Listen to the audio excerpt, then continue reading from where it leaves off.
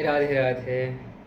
देखिए, शास्त्रों में, वेदों में, पुराणों में सर्वत्र गुरुदेव की महिमा के बारे में बहुत ही विस्तार से वर्णन किया गया है।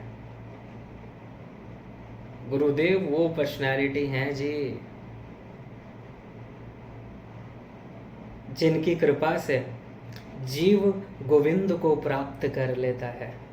इसलिए कबीरदास जी महाराज ने कहा, एक बार कबीरदास जी के सामने उनके गुरुदेव भी आ गए और गोविंद भी आ गए, तो वो सोचने लगे कि मैं पहले किसको प्रणाम करूं, पहले किसके चरणों का स्पर्श करूं।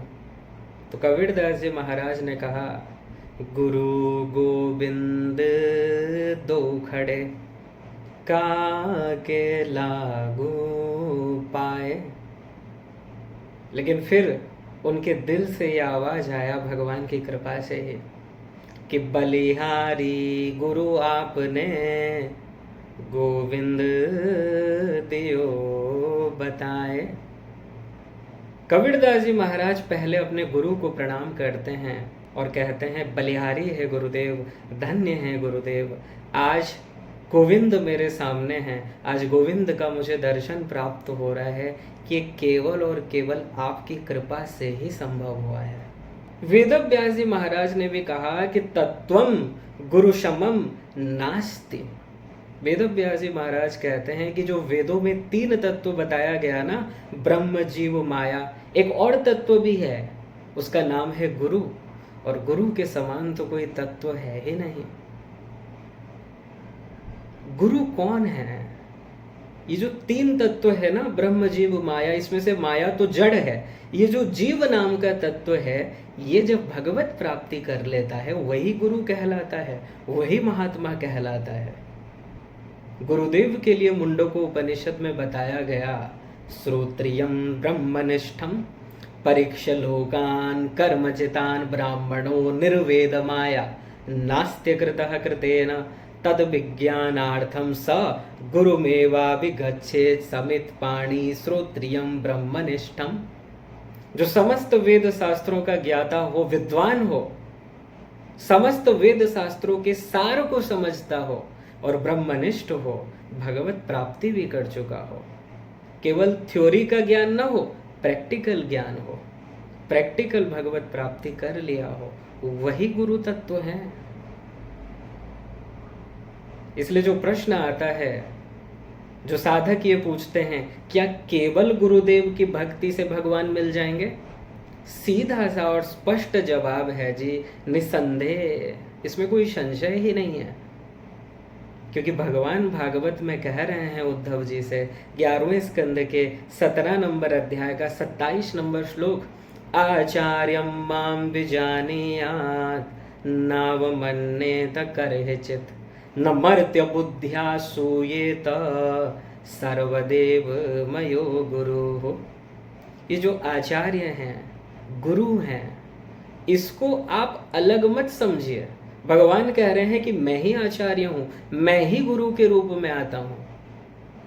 क्योंकि देखिए, जब जीव भगवत प्राप्ति कर लेता है, उसके बाद वो और कुछ कर्म करता नहीं है, भगवान ही उसके अंतःकरण में विराजमान होकर, अंतःकरण में बैठकर उसका सभी वर्क करते हैं। हम तो देख रहे हैं कि वो जो महापुरुष हैं वो हमारे जैसा वर्क कर रहे हैं, मनुष्य जैसा वर्क कर रहे हैं, कर्म कर रहे हैं, लेकिन वो कुछ नहीं कर रहे। उनके अंतःकरण में जो भगवान हैं वही गवर्न कर रहे हैं, वही उनका वर्क करते हैं। इसलिए भगवान में और महापुरुषों में कोई अंतर नहीं है। क्योंकि जीव जब भगवत प्राप्ति कर लेता है तो माया जो है ना, अपना सामान बांधकर, अपना बिस्तर बांधकर उस जीव से चली जाती है सदा के लिए। तो वो जीव को स्वरूप शक्ति मिल जाता है। स्वरूप शक्ति मतलब भगवान का शक्ति, योग माया शक्ति, अंतरंगा शक्ति मिल जाता है। वो मिलने के बाद वो जीव कुछ करता ही नहीं है, उस शक्ति के द्वारा ही उसका वर्क होता है। आपको दिख रहा है कि गोस्वामी जी रामचरितमानस लिख रहे हैं, लेकिन वो नहीं लिख रहे हैं। उनके हृदय में जो प्रभु श्री राम हैं, श्री सीताराम जी हैं, वही लिख रहे हैं। महापुरुष जो भी वर्क करते हैं वो स्वयं से कुछ नहीं कर रहे हैं, उनका वर्क भगवान स्वयं करते हैं। इसीलिए भगवान में और महापुरुषों में कोई अंतर नहीं है। इसीलिए अगर आपको कोई श्रोत्रिय ब्रह्मनिष्ठ महापुरुष मिल जाए, निसंदेह आप उनकी भक्ति कर सकते हैं और आपको भगवत प्राप्ति हो जाएगा। भगवान की भक्ति आप करें न करें, लेकिन कोई भगवान का सच्चा प्रेमी जन अगर आपको मिल जाए, कोई सच्चा भक्त अगर मिल जाए, अगर आप उसकी शरणागति कर लेते हैं, निसंदेह भगवत प्राप्ति हो जाएगी। क्योंकि भगवान को सर्वाधिक प्रिय हैं जी अपने भक्त। अगर कोई भक्त का अपराध करता है, वो कोई भी हो, ब्रह्मर्षि भी हो, दुर्वासा ऋषि ने अम्बरीश जी का अपमान कर दिया, भगवान ने क्षमा नहीं किया। ब्रह्मलोक गए, शिवलोक गए, विष्णु लोक गए कि प्रभु आपका ही सुदर्शन है, आप इशारा करेंगे सुदर्शन रुक जाएगा, आप क्षमा कर दीजिए। भगवान बोलते हैं तुमने मेरे भक्त का अपराध किया है, मैं मेरे भक्तों के अधीन हूं। इसमें कोई संशय नहीं है कि मेरे लिए ब्राह्मण पूजनीय हैं। इसका मतलब ये नहीं है कि आप ब्राह्मण हैं तो आप कुछ भी करें। मेरे भक्त का जो अपराध करता है, मेरे भक्त के आंख में जो आंसू लाता है, जो उसका अपमान करता है, वो मुझे बिल्कुल भी प्रिय नहीं है, कोई भी हो। फिर दुर्वासा ऋषि आए, अम्बरीश जी से क्षमा मांगे, उनके चरणों में गिर गए, तब सुदर्शन रुक गया।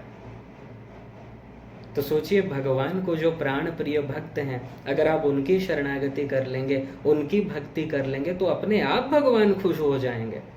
और आप ये मत सोचिए कि वो कोई मनुष्य है, वो मनुष्य है ही नहीं। वो दिख रहा है मनुष्य है, मनुष्य शरीर है, लेकिन उसके अंदर में जो वर्क कर रहे हैं वो भगवान ही है। इसलिए नारद जी भी कहते हैं, अपने भक्ति दर्शन में कहते हैं 41वां सूत्र कि तस्मिन् तज्जने भेदा भावात, भगवान में और भगवान के जन में कोई अंतर नहीं है। इसलिए भक्त भक्ति भगवंत गुरु चतुर नाम बपु एक, इनके पद बंदन किए नाशहि विघ्न अनेक। आप भक्ति की शरणागति कर लीजिए, भक्त की शरणागति कर लीजिए, या भगवान की शरणागति कर लीजिए, या गुरु की शरणागति कर लीजिए, ये एक ही हैं, ये अलग अलग नहीं हैं। इनमें जो दोष बुद्धि आप रखते हैं कि किसी को छोटा मानते हो, किसी को बड़ा, ये नामा अपराध है, ऐसा नहीं मानना चाहिए। ये एक ही हैं। चाहे आप भक्त की भक्ति कीजिए, भक्ति महारानी की भक्ति कीजिए, या भगवान की भक्ति कीजिए, या गुरु की भक्ति कीजिए, किसी के भी शरणागत हो जाइए इन चारों में से। ये चार अलग अलग है ही नहीं, ये एक हैं। और आपको रिजल्ट वही मिलेगा जी, परम आनंद की प्राप्ति होगी और सदा के लिए माया से छुटकारा मिल जाएगा। लेकिन एक दिक्कत ये आता है केवल गुरु की भक्ति में, जो साधना में आगे बढ़ रहे हैं, शुरुआती अवस्था में हैं, वो जब गुरु के क्रिया को देखते हैं, गुरु के कर्म को देखते हैं, क्योंकि वो जीव अभी भी माया के अंडर में है, अर्थात काम क्रोध लोभ उस जीव में है।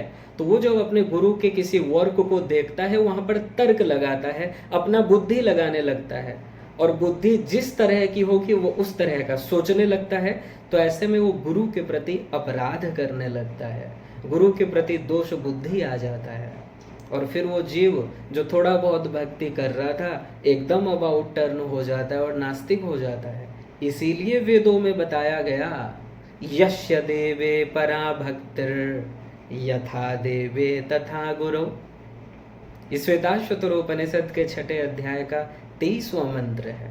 ये मंत्र कह रहा है कि जैसी भक्ति भगवान के प्रति हो, वैसी ही गुरु के प्रति हो। दोनों की भक्ति एक साथ कीजिए, जैसी भक्ति भगवान के प्रति वैसे ही गुरु के प्रति, तब आपका पतन नहीं होगा। क्योंकि देखिए, साधना अवस्था में दोष आना स्वाभाविक है, और दोष उनको अधिक आ जाता है जो गुरु के आसपास हमेशा रहते हैं। मान लीजिए किसी को गुरु का सानिध्य प्राप्त हुआ है, अब देखिए वो संसार में आए हैं तो हम जैसा वर्क करते हैं, तो वहां पर कभी कभी दोष बुद्धि आ जाता है। वो जीव सोचने लगता है, ये पैसा क्यों मांग रहे हैं, ये ऐसा क्यों बोल रहे हैं, ये उधर क्यों देख रहे हैं, दोष बुद्धि आने लगता है जी। इसीलिए अगर हम दोनों की भक्ति करेंगे, जो दोष बुद्धि आ रहा है, भगवान की भक्ति भी अगर आप कर रहे होंगे, तो अंतःकरण जैसे जैसे शुद्ध होगा, आपको अपनी गलती का रियलाइजेशन होगा, अपनी गलती का एहसास होगा। केवल अगर गुरु की भक्ति करेंगे और मान लीजिए दोष बुद्धि आ गया, आप अबाउट टर्न हो जाएंगे, लेकिन अगर दोनों को साथ लेकर चलेंगे तो भगवान की भक्ति चल रही होगी। तो भगवान की कृपा से फिर जब आपका अंतःकरण जैसे जैसे देखिए आप भक्ति करेंगे, भगवान के लिए आंसू बहाएंगे, उनका नाम जप करेंगे, उनके गुणों का, उनके लीलाओं का श्रवण करेंगे, तो जैसे जैसे देखिए अंतःकरण शुद्ध होगा। मान लीजिए अगर कोई दोष बुद्धि आ भी गया था तो भगवान संभाल लेते हैं, उनकी कृपा से अंतःकरण जैसे ही शुद्ध होती है फिर गुरुदेव के प्रति बुद्धि सही आ जाता है। इसलिए दोनों की भक्ति करना है जी। केवल गुरुदेव की भक्ति करने से नो डाउट भगवत प्राप्ति हो जाएगी, लेकिन ये इतना सरल है नहीं। बहुत ही बिरले होते हैं जो कर पाते हैं। ये जो साधना अवस्था में बहुत आगे बढ़ चुके हैं, उन्हीं को अपने गुरु के प्रति अगाढ़ श्रद्धा हो पाती है। इसीलिए वेदों में कहा गया कि दोनों को साथ लेकर चलिए।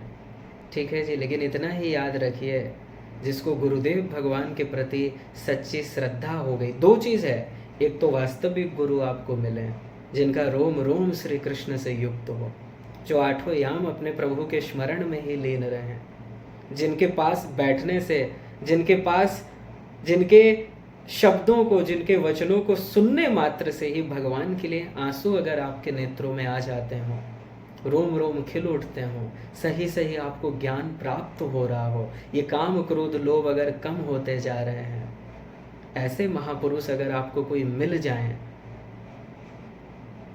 जिनके सानिध्य से आप में अच्छे अच्छे गुण आने लगे, काम क्रोध लोभ कम होने लगे, ऐसा कोई महापुरुष अगर आपको मिल जाता है, उनका सानिध्य आपको प्राप्त हो जाता है और आप अगर उनके प्रति अटूट श्रद्धा कर लेते हैं, तो आप भगवान को अतिशय प्रिय होते हैं।